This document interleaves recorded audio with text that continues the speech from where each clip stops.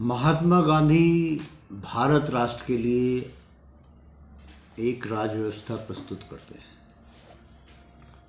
उनका मानना है कि ये जो लोकतंत्र के रूप में विदेशियों ने व्यवस्था कायम की है, संसद की व्यवस्था कायम की है, जिसमें आदमी बहस करता रहता है लेकिन कुछ निर्णय पे नहीं पहुंच पाता, कुछ काम नहीं हो पाता, इस व्यवस्था को वो नकारते हैं। उन्होंने अपनी एक विकेंद्रित राज्य व्यवस्था को प्रस्तुत किया जो भारत में पहले गांव की व्यवस्था थी।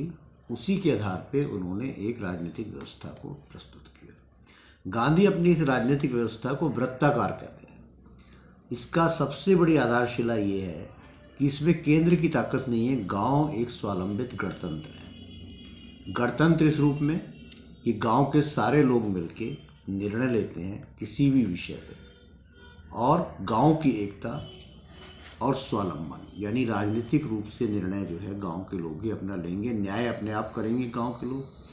ये सारी व्यवस्था गांव में मौजूद है।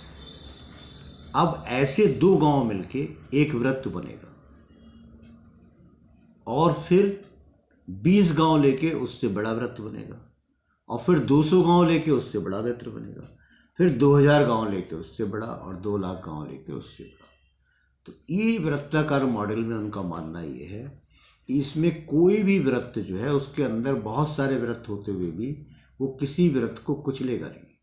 सबसे छोटा जो वृत्त है उसकी अपनी स्वतंत्रता और स्वावलंबन मौजूद रहेगा, और इस तरह से ऊपर तक वृत्ताकार व्यवस्था बन जाएगी। और सबसे बाहरी जो वृत्त होगा पूरे देश का, उसकी जिम्मेदारी पूरे देश की सुरक्षा की होगी। तो एक राजनीतिक व्यवस्था का मॉडल वो प्रस्तुत करते हैं।